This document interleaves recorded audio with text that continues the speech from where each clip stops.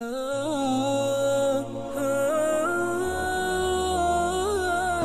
salam alaikum. Ouh là là, ça va être une très longue journée aujourd'hui. Bon là je suis à la mosquée de Quba, je viens de faire 2 raka'a.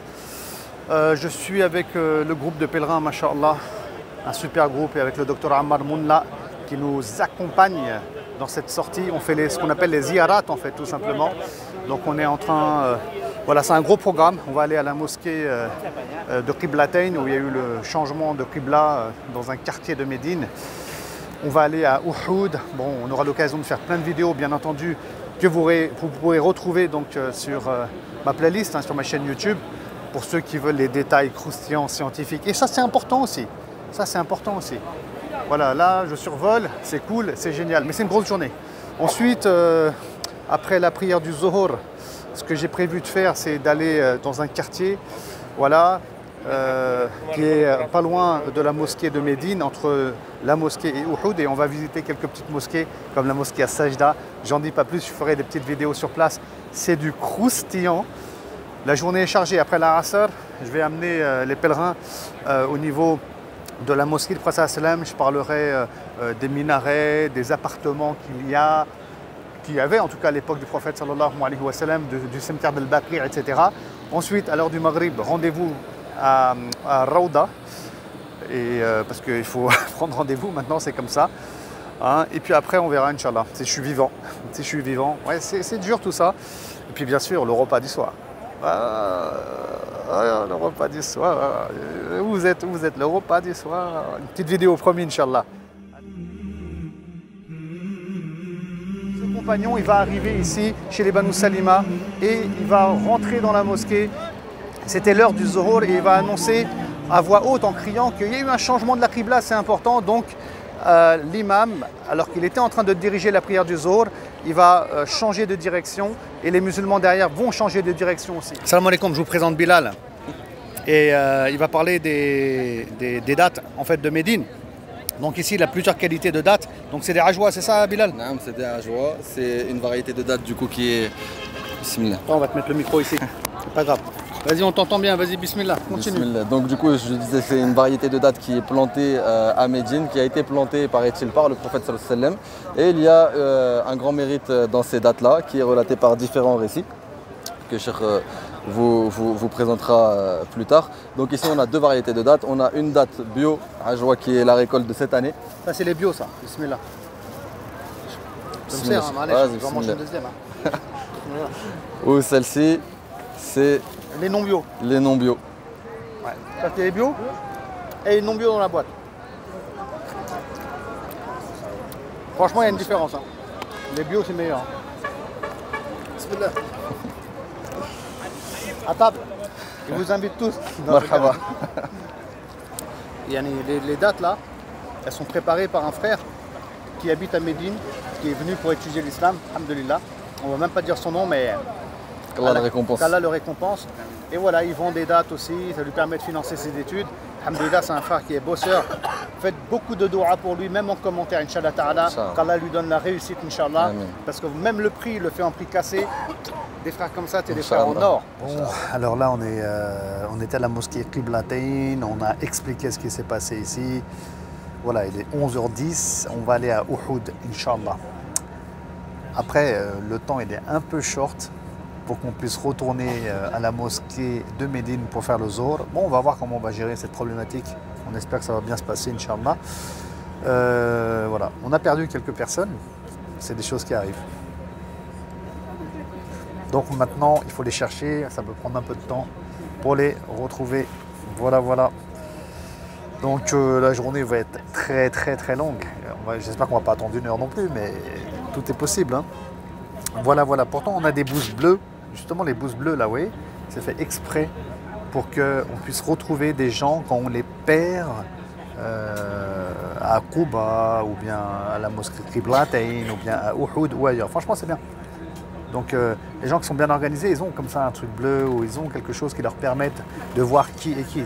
Parce qu'il y a énormément de monde. Si tu perds quelqu'un, tu peux le chercher des heures et des heures, sans doute tu ne vas même pas le trouver, qui va finalement prendre un taxi en espérant qu'il ait de l'argent sur lui. Hein. Voilà, voilà. Bon, bah, tout ça, ça crée un peu de tension, mais ça va passer, Inch'Allah.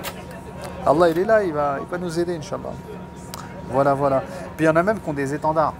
On voit ça des fois dans les vidéos, dans les photos, des étendards. Et les Malaisiens, ils sont hyper bien organisés d'ailleurs.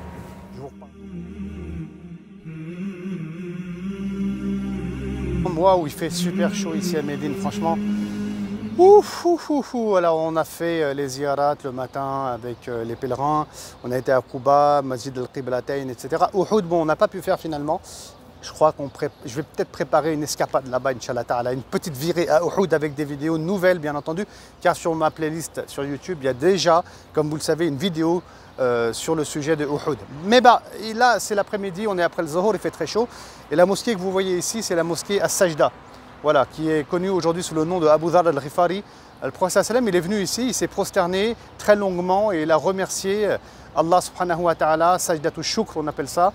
La prosternation pour remercier Allah, et il était avec un compagnon qui s'appelle Abdurrahman ibn Aouf qui a même pensé que le prophète sallam il était mort, mais il s'est relevé joyeux avec le sourire. Pourquoi? Ah, pourquoi? Ben là, il faut voir ma vidéo, Inch'Allah. Et ouais, c'est comme ça, c'est comme ça. Et là, le prophète sallam il va lever sa tête de la prosternation et il va sourire et il va annoncer une bonne nouvelle aux musulmans et aux musulmanes. Toi qui m'écoutes, c'est une bonne nouvelle pour toi.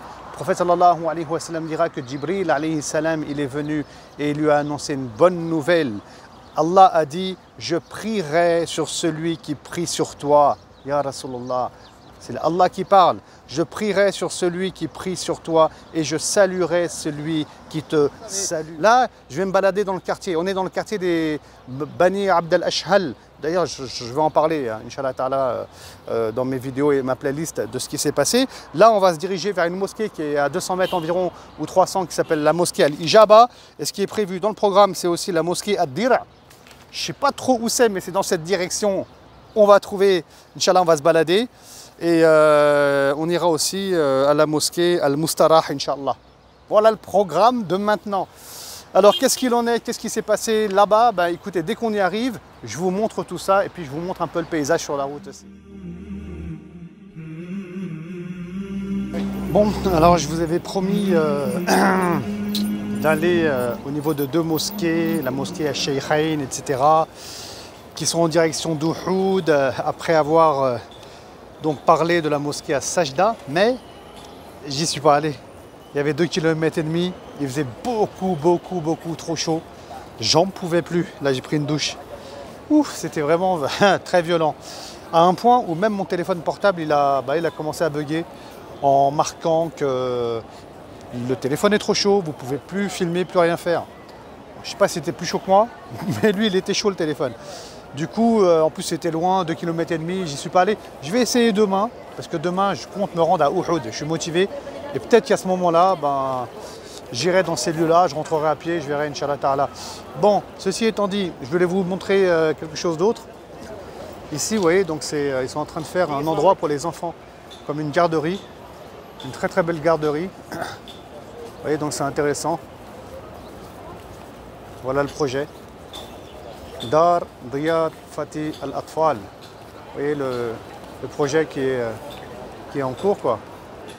Voilà, c'est un beau projet pour les enfants, une garderie. Je ne sais pas si c'est payant, gratuit. Je pense que c'est plutôt gratuit, sans doute. Parce qu'il est fait notion de waqf, awqaf, comme c'est marqué en haut, mais on verra, Inch'Allah Ta'ala. Ça va être un beau bâtiment et c'est une bonne idée en vérité. Parce que c'est vrai que gérer les enfants, c'est pas forcément facile. Donc c'est un très gros projet, Inch'Allah. Vous voyez, ils sont en train de construire. Là, il y a un hôtel, à mon avis, ils sont en train de le détruire.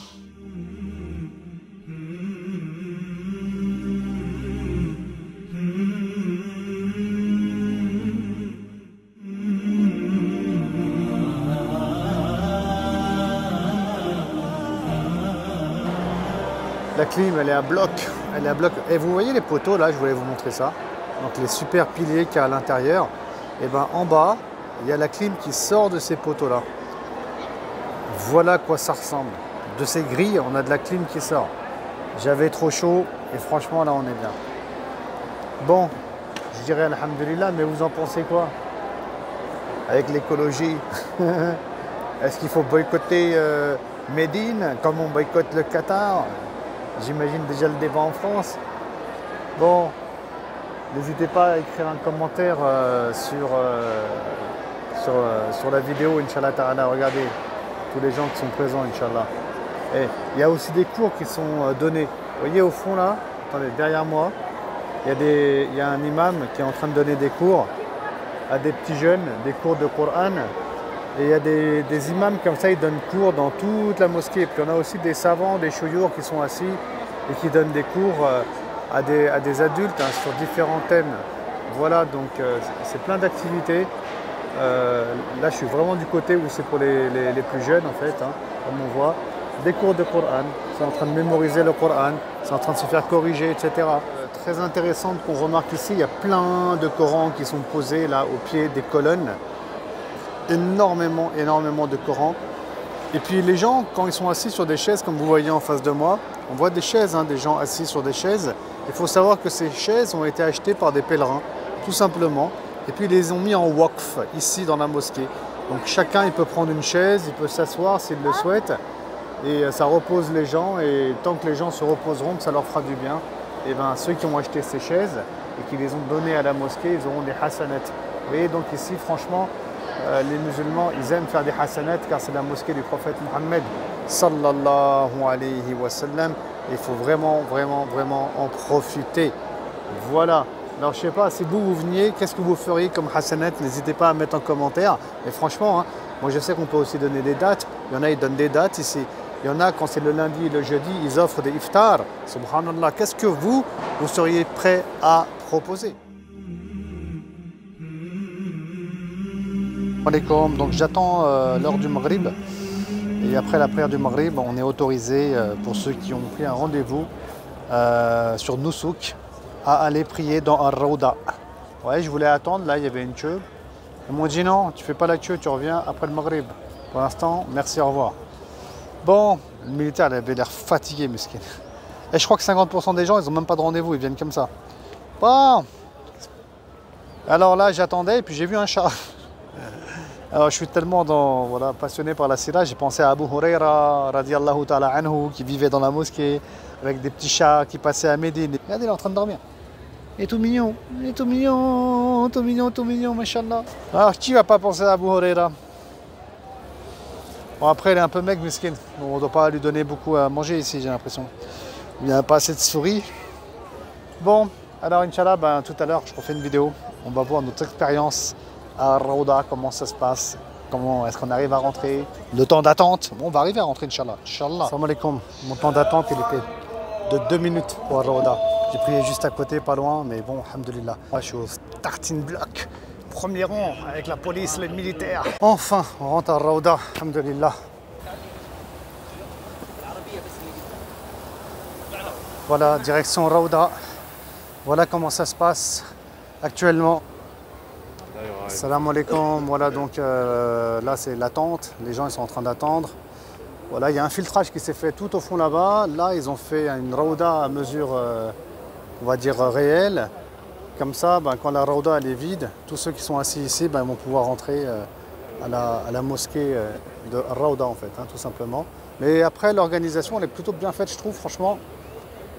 Honnêtement ça va, ils ont dû gérer les timings, tout ça, le nombre de personnes, c'est assez bien fait quoi.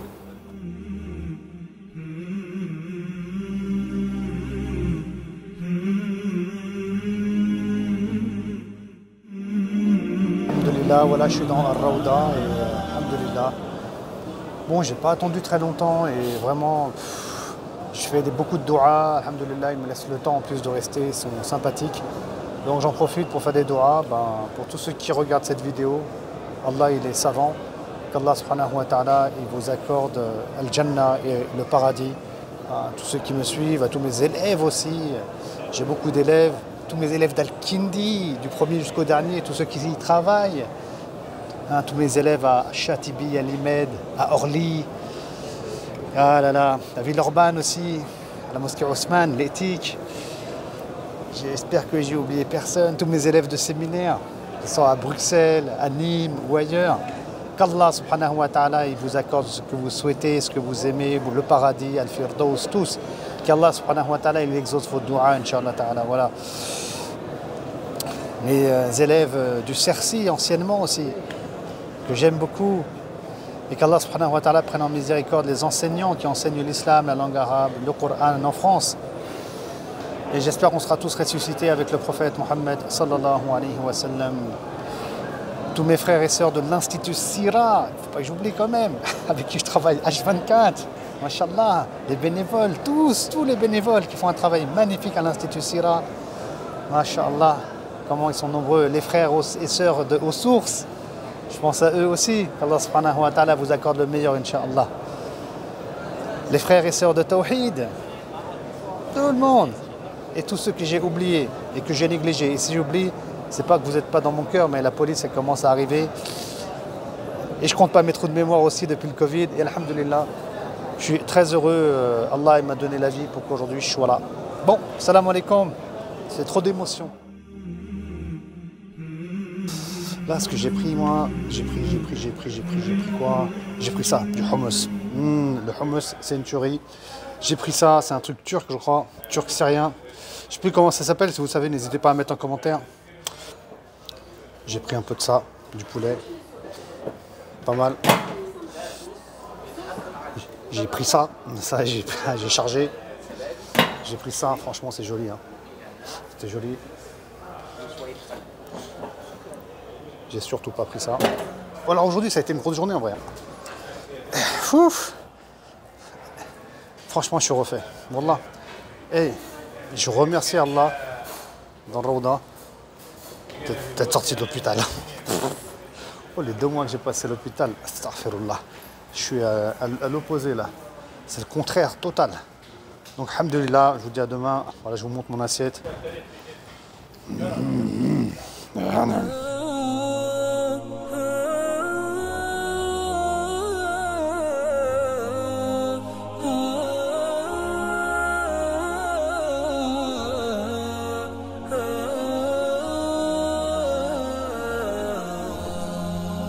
Oh